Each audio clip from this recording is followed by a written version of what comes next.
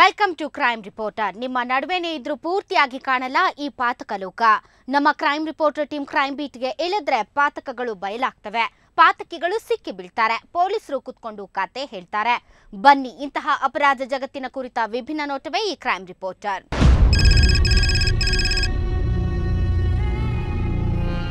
ಅಮ್ಮ ಅಮ್ಮ ಅಂತ ಅವನು ಒಮ್ಮೆಲೆ ಚೀರಿದಾಗ ಇವಳ ಹೃದಯ ಬಡಿತಾನೆ ನಿಂತಂಗಾಗಿತ್ತು.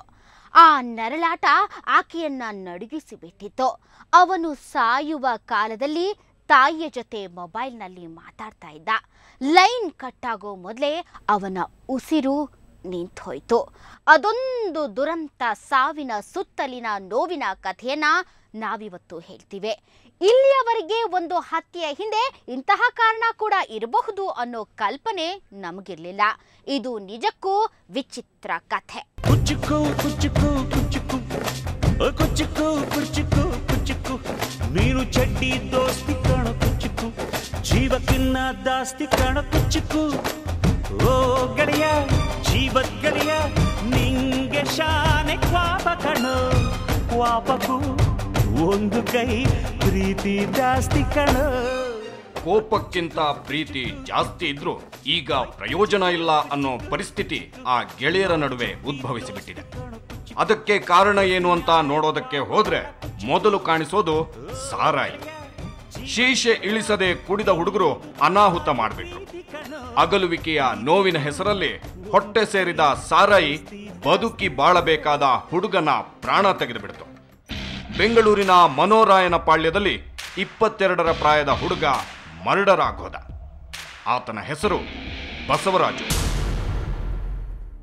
ದಿನಾಂಕ 5/9/2011 ಹೆಬ್ಬಾಳ ಪೊಲೀಸ್ ಠಾಣೆಯಲ್ಲಿ ಒಂದು ಕೊಲೆ ಪ್ರಕರಣ ದಾಖಲಾಗಿರುತ್ತದೆ. ಅದರಲ್ಲಿ ಕೊಲೆಯಾದಂತಹ ವ್ಯಕ್ತಿ ಬಸವರಾಜ್ ಅಂತ, 22 ವರ್ಷ ವಯಸ್ಸು. ಆತನ ಮನೆಯೂ ಸಹ ಮನೋರಾಯನ ಪಾಳ್ಯದಲ್ಲಿದೆ, ಹೆಬ್ಬಾಳ ಪೊಲೀಸ್ ಸ್ಟೇಷನ್ ಲಿಮಿಟ್ಸ್ನಲ್ಲಿ. ಅವತ್ತು ಕೊಲೆಯಾಗಿ ಹೋದವನು ಲಕ್ಷ್ಮಮ್ಮ ಹುಲಿಗೆಪ್ಪ ದಂಪತಿಯ ಒಬ್ಬನೇ ಮಗ. ಚಿಕ್ಕಂದಿನಲ್ಲಿ ತಂದೆಯನ್ನ ಕಳ್ಕೊಂಡು ತಾಯಿಯ ಆಶ್ರಯದಲ್ಲಿ ಬೆಳೆದಿದ್ದ ಹುಡುಗ.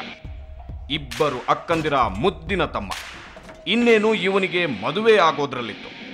ಹುಡುಗಿನ ನೋಡೋ ತಯಾರಿಯಲ್ಲಿದ್ದ ತಾಯಿಗೆ ಇದು ಭರಿಸಲಾಗದ ಆಘಾತ.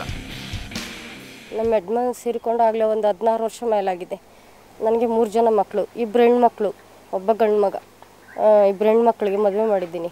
ಒಬ್ಬಳಿಗೆ 2 ಮಕ್ಕಳು, ಇನ್ನೂ ಒಬ್ಬಳಿಗೆ ಮಕ್ಕಳಿಲ್ಲ, ಅವಳು ನನ್ನ ಜೊತೆಲಿ ಇದ್ದಾಳೆ. ಇವನಿಗೆ ಮದುವೆ ಮಾಡ್ಬೇಕು ಅಂದ್ಕೊಂಡಿದ್ದೆ. ಇದು ಸ್ವಲ್ಪ ಒಂದು 2 ತಿಂಗಳು ಹೋದ್ಮೇಲೆ ಹೆಣ್ಣು ನೋಡೋಣ ಅಂದ್ಕೊಂಡಿದ್ದೆ. ಈ ಥರ ಆಗೋಗ್ಬಿಡ್ತು. ಅವತ್ತು ನಡು ರಸ್ತೆಯಲ್ಲಿ ಬಸವರಾಜು ಕೊಲೆಯಾಗಿ ಹೋಗಿದ್ದನ್ನ ನೋಡಿದ ಜನ ಇದ್ರು. ಆ ಪಬ್ಲಿಕ್ಗೆ ಪೊಲೀಸರಿಗೆ ಕಾಲ್ ಮಾಡಿ ವಿಷಯ ತಿಳಿಸಿದ್ದು ಸ್ಥಳಕ್ಕೆ ಬಂದವರಿಗೆ ಕೊಲೆ ನಡೆದಿದ್ಯಾಕೆ ಅನ್ನೋದನ್ನ ಕೇಳಿ ಆಶ್ಚರ್ಯವಾಗಿ ಹೋಗಿತ್ತು. ಅಲ್ಲಿ ಬಸವರಾಜನ್ನ ಕೊಂದವನು ಅವನದೇ ಕ್ಲೋಸ್ ಫ್ರೆಂಡ್. ಮಂಜಾ ಅಂಡ್ ಜೋಗಿ ಬಸವರಾಜ್ ಒಟ್ಟಿಗೆ ಇದ್ದರು.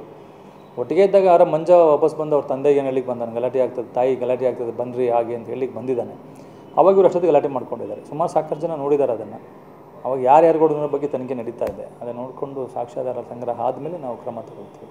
ಕಾರಣ ಬೇರೆ ತುಂಬ ಸಿಲ್ಲಿ, ಯಾರು ಅಪೇಕ್ಷೆ ಮಾಡದೇ ಇರ್ತಕ್ಕಂಥ ಕಾರಣಗಳು. ಕೊಲೆಗೆ 100 ಕಾರಣ ಏನೇನೇನೋ ಇರ್ತವೆ, ಇದು ಒಂದು ಕಾರಣ.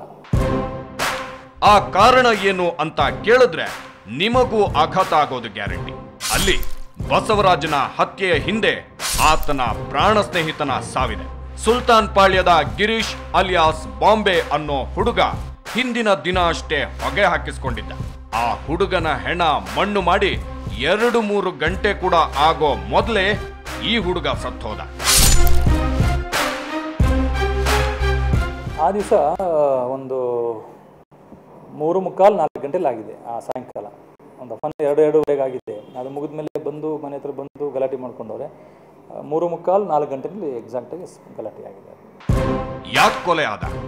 ಅವನ ಸ್ನೇಹಿತ ಗಿರೀಶನ ಸಾವಿಗೆ ಇವನೇ ಕಾರಣನ? ಉಳಿದ ಹುಡುಗರು ದ್ವೇಷ ತೀರಿಸ್ಕೊಂಡ್ರ ಅನ್ನೋ ಯೋಚನೆಗಳೆಲ್ಲ ಇಲ್ಲಿ ಬರಬಹುದು. ಆದ್ರೆ ಅಂಥದ್ಯಾವುದೂ ಇಲ್ಲಿಲ್ಲ. ಗಿರೀಶ ಅದ್ಯಾಕೆ ಸತ್ತು ಹೋದ ಅನ್ನೋದು ಅವರ ಮನೆಯವರಿಗೂ ಗೊತ್ತಿಲ್ಲ. ಆ ಹುಡುಗ ಮಲಗಿದ್ದಲ್ಲಿ ಮಲಗಿದ ಹಾಗೆ ಕೊನೆ ಉಸಿರೆಳೆದು ಬಿಟ್ಟಿದ್ದ. ಬಂದ ಅವ್ನು ಕೆಲಸದಿಂದ ಬಂದ, ನಾವು ಕೆಲಸದಿಂದ ಹೋಗಿದ್ವಿ ಸರ್. ಬಂದ್ರಿ ನಾವು ಇಲ್ಲಿ ಬಂದು ಊಟ ಮಾಡಿಸಿ ನಮ್ಮ ಮಲಗಿಸಿದಲ್ಲಿ ಊಟ ಮಾಡಿಸ್ಬಿಟ್ಟು ಹೋಗಿ ಅಲ್ಲಿ ಮಲ್ಕೊಂಡವನೇ. ಸೇರಿ ನಿದ್ದೆ ಮಾಡ್ತಾವ್ರೆ ಬಿಡಿ, ನಮಗೇನು ಗೊತ್ತಿಲ್ಲ. ನಿದ್ದೆ ಯಾವಾಗಲೂ ನಿದ್ದೆ ಮಾಡಿಬಿಡ್ತಾರೆ, ನಾವು ನೋಡೋಲ್ಲ ಅದೆಲ್ಲನೂ. ಮಲ್ಕೊಂಡು ನಿದ್ದೆ ಮಾಡ್ತಾಯಿದ್ನ, ನಿದ್ದೆ ಮಾಡಿಬಿಟ್ಟು ಆಮೇಲೆ ನಾನು ಬಂದುಬಿಟ್ಟು ತಕ್ಷಣ ಕೆಲಸ ಮಾಡಿಕೊಂಡು ನೀರು ಇಟ್ಕೊಂಡು ಮನೆ ಒಳಗಡೆ ಹೋದೆ. ಅವನು ಅಂತ ಅಲ್ಲಲ್ಲಿ ಸೈಲೆಂಟಾಗಿ ಅವನು ನಿದ್ದೆ ಮಾಡಿಬಿಟ್ಟಿದ್ದಾನೆ. ನಮಗದೆಲ್ಲ ಗೊತ್ತೇ ಇಲ್ಲ. ನಾವು ನೀರು ಕುಡಿದಿಲ್ಲ, ಅವ್ನು ಒಡ್ಲಾಡಿದ್ದು ನೋಡಿ. ಯಾವಾಗಲೂ ಸೈಲೆಂಟ್ ನಿದ್ದೆ ಮಾಡ್ತಾಯಿದ್ದ, ಕಿರ್ಚೂ ಇಲ್ಲ ಸರ್ ಅವನು. ಇನ್ನು ಹಂಗೆ ನಿದ್ದೆ ಮಾಡಿಬಿಟ್ಟಿದ್ದ, ಅಷ್ಟೇ ನಾವು ನೋಡಿದ್ದು. ಅವನಿಗೆ ಅದೇನಾಯ್ತೋ ಏನೋ, ವಯಸ್ಸಾದವರು ಯಾರಾದ್ರೂ ಈ ಹುಡುಗ ಸತ್ತ ಹಾಗೆ ಸತ್ತಿದ್ರೆ ಅದೆಷ್ಟು ಪುಣ್ಯ ಮಾಡಿದ್ನಪ್ಪ, ಅದೆಂಥ ಸಾವು ಬಂತು ನೋಡಿ. ಎಲ್ಲಾ ಭಗವಂತನ ಕೃಪೆ ಅಂತ ದೇವರನ್ನ ನೆನೆಸ್ಕೊಳ್ತಾ ಇದ್ರು. ಆದ್ರೆ ಗಿರೀಶ ಚಿಕ್ಕ ಹುಡುಗ, ಅವನು ಮಲಗಿದ್ದಲ್ಲಿ ಮಲಗಿದ ಹಾಗೆ ಮೇಲೆ ಕರ್ಕೊಂಡು ಹೋಗಿದ್ದು ಆತನ ಚಟಗಳು. ಹುಡುಗ ವಿಪರೀತ ಕುಡಿತಾ ಇದ್ದ, ಜೊತೆಗೆ ಮತ್ತು ಬರಿಸೋದಕ್ಕೆ ಮತ್ತೇನೋ ತಗೋತಿದ್ದ ಅನ್ನೋ ಮಾತು ಕೇಳಿ ಬರುತ್ತೆ. ಅದೇನೂ ಗೊತ್ತಿಲ್ಲ. ಅಷ್ಟಕ್ಕೂ ಗಿರೀಶನ ಸಾವಿಗೆ ಕಾರಣ ಏನು, ಹೆಂಗ್ ಸತ್ತ ಅನ್ನೋದೆಲ್ಲ ಯಾರಿಗೂ ತಿಳಿದಿಲ್ಲ. ಹೀಗೆ ನಿಗೂಢವಾಗಿ ಪ್ರಾಣ ಬಿಟ್ಟ ಹುಡುಗನ ಜೊತೆಗೆ ಅವನ ಗೆಳೆಯ ಬಸವರಾಜನನ್ನ ಕಳಿಸಿದವನು ಅವರದೇ ಸ್ನೇಹಿತ ಸೆಲ್ವಂ. ಆತ ಕೊಲೆಗೈಯೋದಕ್ಕೆ ಇದ್ದ ಕಾರಣ ಮಾತ್ರ ಯಾರಿಂದಲೂ ಊಹಿಸೋದಕ್ಕೆ ಸಾಧ್ಯವಿರದಂಥದ್ದು. ಒಬ್ಬ ಗೆಳೆಯನನ್ನ ಕಳಕೊಂಡ ದುಃಖದಲ್ಲಿದ್ದ ಫ್ರೆಂಡ್ಸ್ ಇನ್ನೊಬ್ಬನ ಪ್ರಾಣ ತೆಗೆದ್ರು. ಅದು ಯಾವ ಕಾರಣಕ್ಕೆ, ಯಾಕೆ ಬಸವರಾಜು ಕೊಲೆಯಾದ, ಆವತ್ತು ಗೆಳೆಯನನ್ನ ಮಣ್ಣು ಮಾಡಲು ಹೋದಾಗ ನಡೆದದ್ದೇನು ಅನ್ನೋದನ್ನ ಒಂದು ಬ್ರೇಕ್ನ ನಂತರ ಹೇಳ್ತೀವಿ.